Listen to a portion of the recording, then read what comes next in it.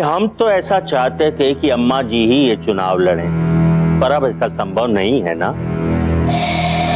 Party ऐसा मानती है कि अब अम्मा जी के बदले इस सीट के सबसे सर्वश्रेष्ठ उम्मीदवार आप।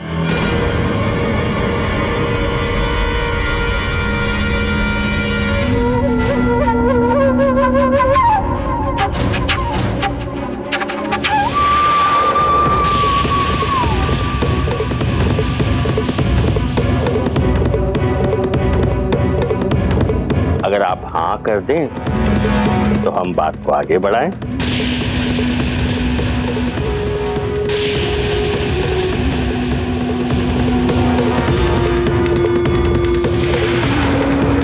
उम्मीद है आप मेरी बात को समझ रहे होंगे। आप लोगों को बुरा तो नहीं लगा ना? नहीं नहीं नेताजी, ये बात कर रहे हैं आप लोग।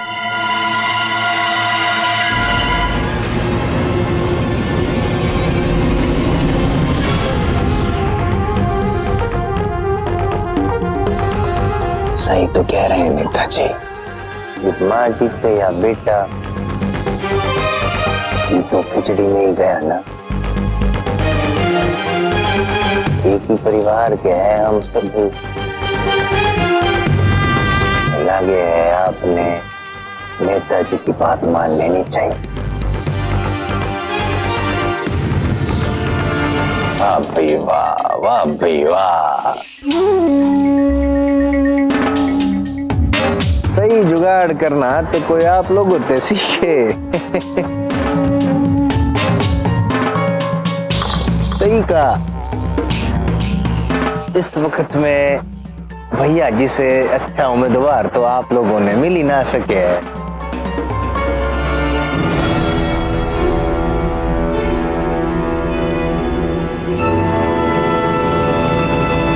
आपने इस आश्रम में बैठे लोगों की इतनी सेवा की है जोगी बाबा कि लोग भगवान के बाद आपका ही नाम लेते हैं।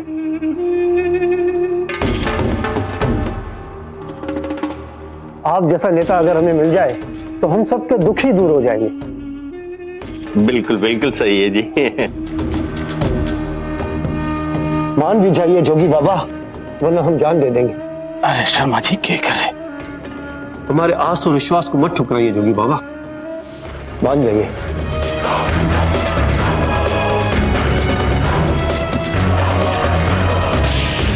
हाँ हाँ जोगी बाबा, मान जाइए ना।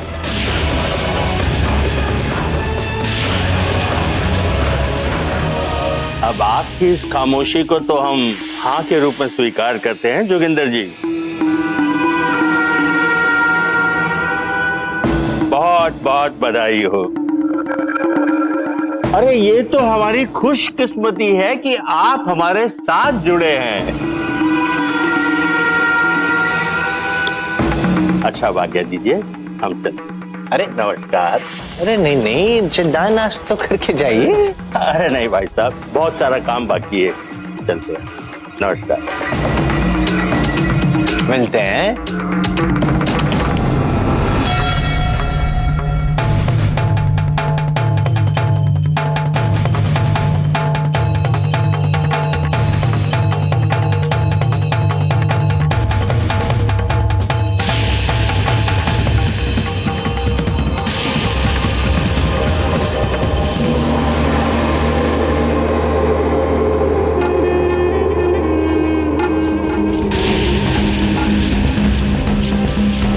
छोरी के नए गोल खिला के आ रही है।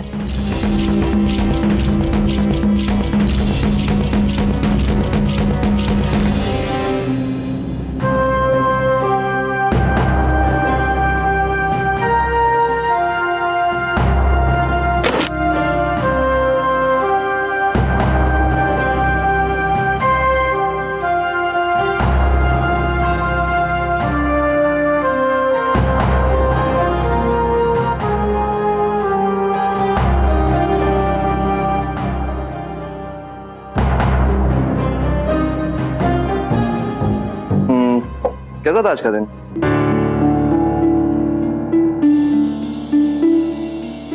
मेरा करण कहाँ? अरे मैं किसी करण को नहीं जानता। मेरा बेटा है करण, कहाँ है वो? अरे छोड़िए मुझे। मेरा करण कहाँ है? बोलो, मेरा करण कहाँ है? अरे मैंने आपसे कहा ना मैं किसी करण को नहीं जानता, छोड़िए मुझे। करण, तुमने अपने घर पे फोन किया?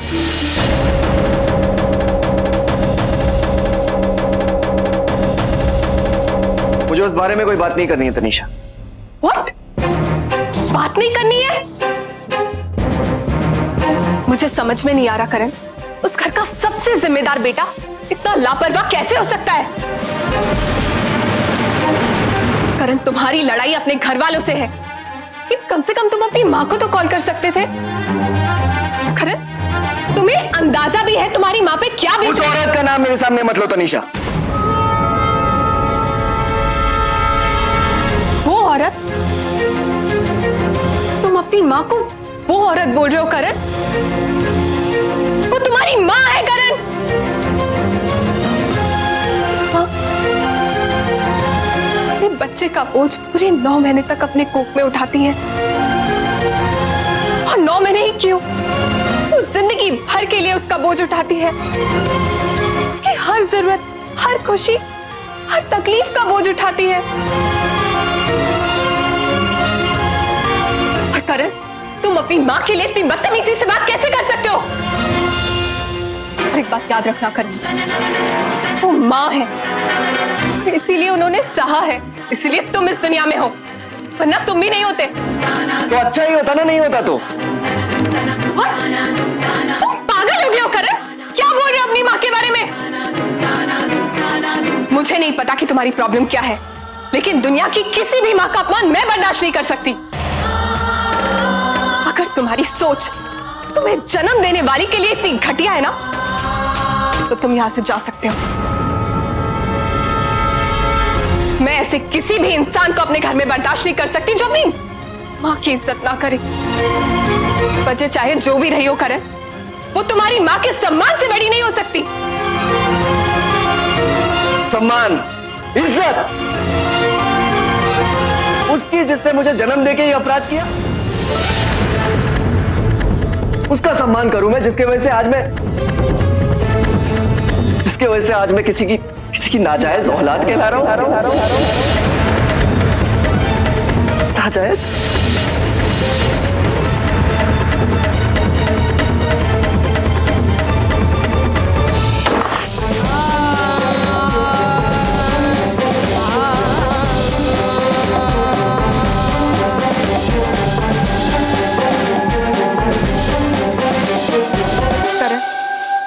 मैं समझ सकती हूँ कि तुम्हें कितनी बड़ी चोट पहुंची हो,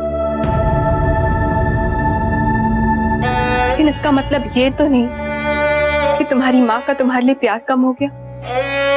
इतने बरसों तक जो सैक्रिफाइसेस उन्होंने तुम्हारे लिए किए, वो सब खत्म हो गए। और एक बात हमेशा याद रखना, कोई भी औरत जानबूझ करके अपनी मर्यादा नहीं तोड़ती। तुमने एक बार भी सच्चाई जानने की कोशिश की? एक बार भी उनसे पूछा क्या उनकी कोई मजबूरी थी इसके पीछे?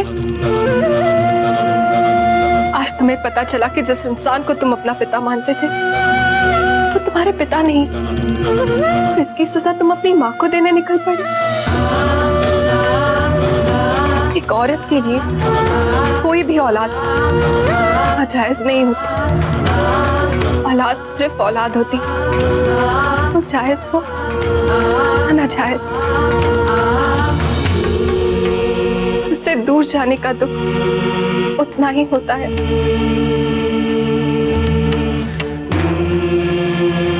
खैर, मैं ये सब बातें तुम्हें क्यों समझा रही हूँ?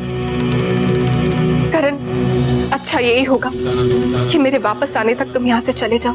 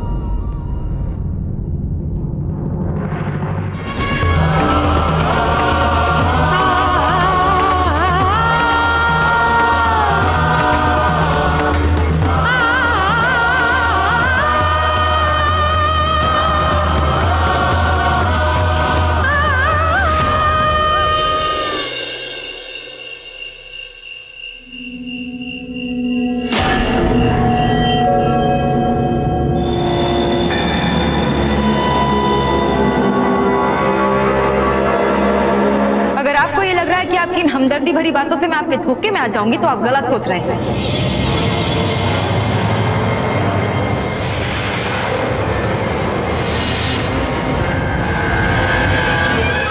अगर दिया को कुछ भी हुआ, एक खरोच भी आई ना, तो असली दुश्मनी क्या होती है ये मैं आपको बताऊंगा। मुझे आपकी हमदर्दी की कोई जरूरत नहीं है। मेरे लिए आप मेरे माँ बाप के खून से ज्यादा कोई नहीं।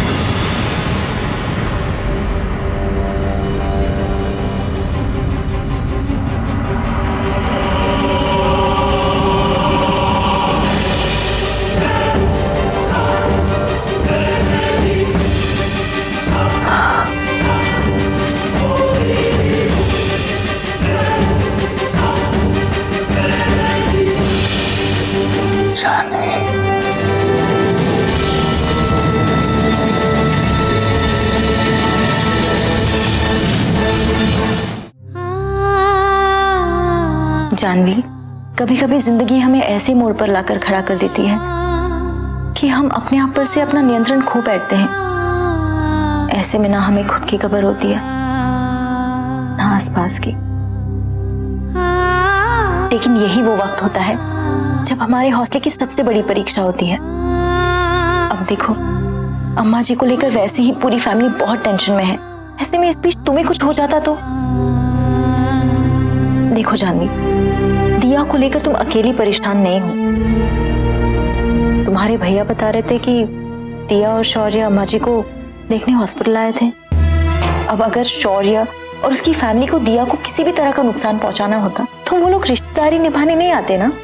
हमने तुम्हें पहले भी कहा था, हम ये नहीं जानते कि दोनों परिवारों के बीच दुश्मनी की वजह क्या है, लेकिन ऐसा भी तो हो सकता है कि वो लोग दिया के थ्रू सारी कड़वाहट बुलाकर एक नई शुरुआत करना चाहते हो। ऐसा भी तो हो सकता है कि आप दिया के लिए बेवजह परेशान हो रहे हैं और वो शौर्य के साथ बहुत खुश हो सकता है ना।